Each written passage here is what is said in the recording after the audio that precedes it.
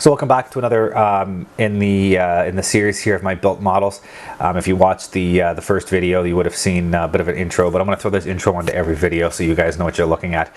And basically, I'm going to be going over most of these models behind me. I completed before I had the YouTube channel started, so I'm going to be going through these bit by bit, quick little 5-minute videos, so you guys can take a look at the videos I've built. I'll talk about the model, some of the issues I had building it, how I liked or did not like that kit, and then some of the aftermarket, if there is any type of resin or aftermarket decals I used on the kit. And then at the very end, I'll throw up some pictures of the completed model so you guys can get a good view of what all these look like and what I went into, because there has been some interest. I've heard from you guys that you do want to see some more of these, and not all of them are going to have full up build logs. So you know, I can't do product reviews, I can't do anything on these ones that are built, so those are going to be included in these videos. So any of this series in this playlist, that's what it's going to be. So please don't come in here thinking you're going to get a full build log. So yeah, stay tuned. I will eventually have all of these videos done, and I'll have them all released. So stay tuned. And as always, my name is Sean, and this is Sean's Aviation.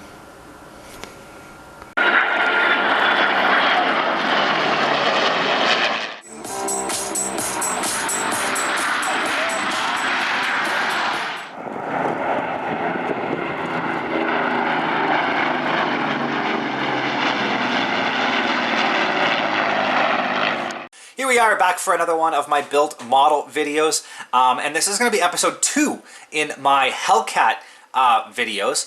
So up at the top there will be a link leading to the very first video I did of the F6f-3.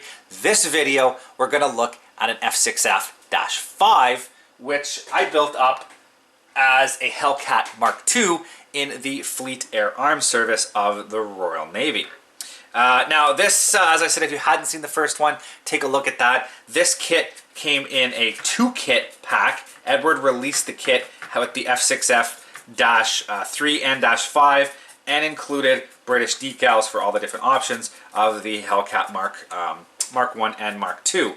So this particular one, as I said, is the Mark II, which is an F6f-5, and I painted it up in the Pacific scheme. That was an option. And this one, again, I'm going to go off memory. I believe this was 808 Squadron that I did this up as. And I picked this scheme for basically one reason only, and that's because I like the white stripes on it. It gives it a bit of a pop with the dark blue, and that was more of a way of identifying the aircraft. Similar to the way invasion stripes were used over D-Day, many of the Pacific aircraft, you would have these different white stripes to identify that they are quickly a British aircraft or an Allied aircraft, as well as depending on where they were located or how they were located, they would distinguish between different units. Now, the one thing of note, which a lot of people might not understand, and eventually I might go through a video series talking about the history of, I'd like to do one on Canadian, British, as well as American markings on aircraft, the evolution of roundels for the different air forces. But specifically, the important one I want to talk about is this roundel here. Now, this roundel easily gets mistaken between the Australians or the New Zealand's, it's not. This is strictly an RAF/Fleet Air Arm roundel, and the reason why they went with this style roundel was to get rid of the red center.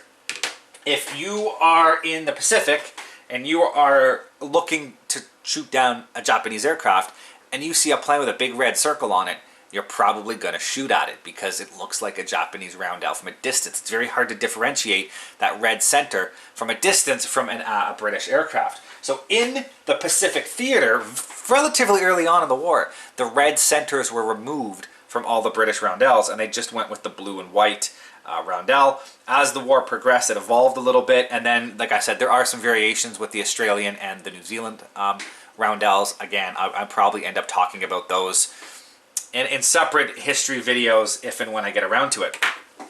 That being said, it is a strictly Fleet Air Arms/RAF aircraft. Now, I did do a little bit of extra weathering on this. Being a dark blue color, a black panel wash doesn't show very well. So I'll zoom in here just a little bit so you can see I actually used a brown. I used sort of a dark brown wash to allow those panel lines to have a bit of contrast with the darker paint, darker paint color. And then, as with the other Eduard kits, the decals went down beautifully. They settled without any issues. The white paint, I had a little bit of issues with the white paint. You can see a little bit here on the band on the fuselage, just above the roundel. I don't know if it's going to show up on the video or not. It might get blown out with the light. There's a little bit of crackling in the white paint along this side, and it wasn't noticeable until really I started doing the black wash, and then all of this little crackling started to appear due to the black wash happening. I don't know if it's even going to show up in the camera or not. I'll have to wait till I get this on the computer and see. But anyways, very, very faint crackling happening. I'm not entirely sure why that happened, but it did, and you know, I just have to live with it. But other than that, the whole airframe is painted in dark sea blue. All of the white is painted on. It's not decals, and then all of the markings are all decals, obviously. Kept it relatively clean. Didn't go too crazy with the weathering on it. These dark blue planes didn't necessarily show a lot of weathering, so I tried to keep it clean. I installed rockets on it, but didn't install anything else, no center pylon or anything. So another beautiful build. As with the other one, there was photo etch in the kit, but I closed the cockpit on this one, so you really can't see much of the detail. But Eduard kit, F6F-5, done up as a Hellcat MkII. Very beautiful kit, goes together smooth, really well done. It is definitely a kit worth looking at if you're trying to get a good Hellcat kit. And that is it, 800 Squadron Fleet Air Arm Hellcat MkII. Thanks for watching.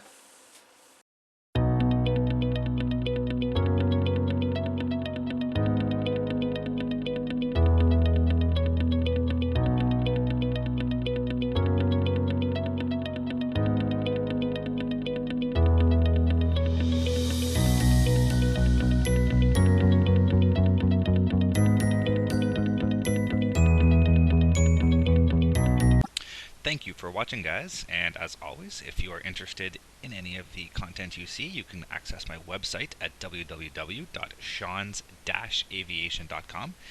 You can see all the latest pictures of aircraft and museums and the build logs of all of my current models and past models on that site.